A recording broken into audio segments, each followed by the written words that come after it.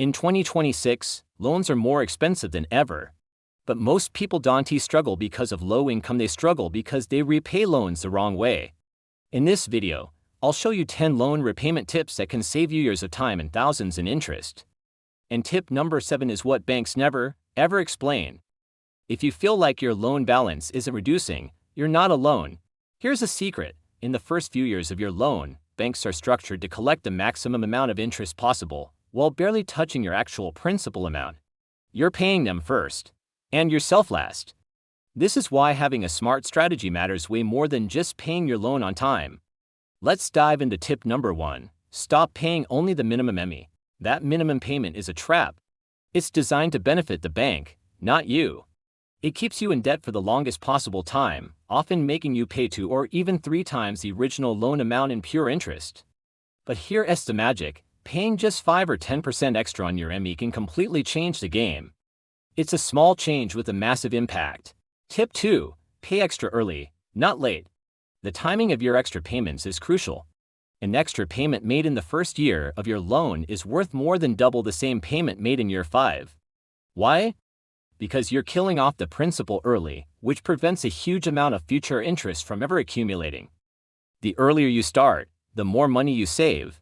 Tip number 3, and this one is so important, always choose to reduce your tenure, not your ME. When you make a prepayment, the bank will often ask you, do you want to lower your monthly payment or shorten the loan duration? It's tempting to choose the lower ME because it feels like instant relief. But that's a short-term win. The real money, the life-changing savings, comes from reducing the tenure. A shorter loan means you stop paying interest much sooner. Always choose tenure.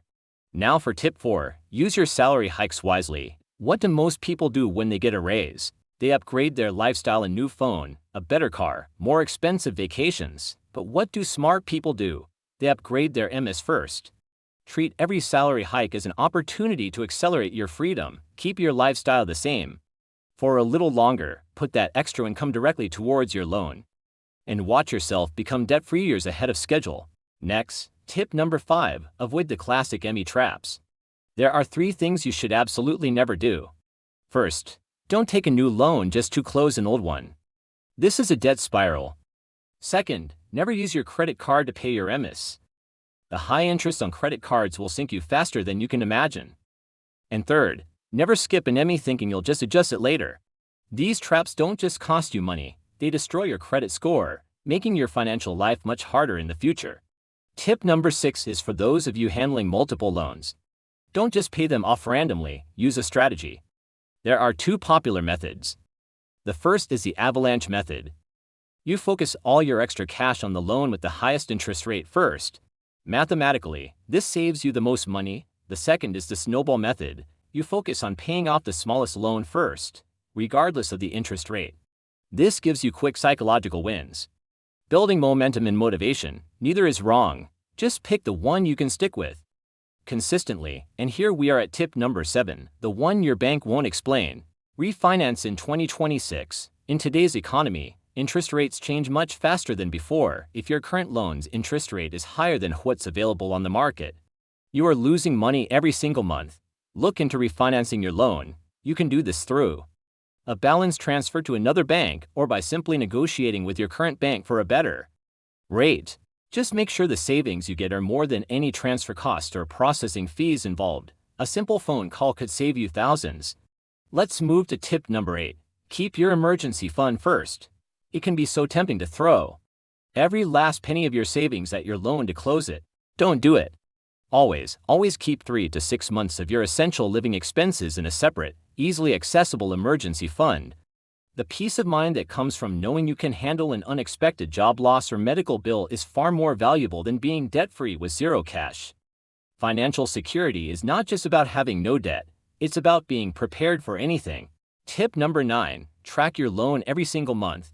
It is shocking how many people take out a loan and then never look at their statements again until it's over.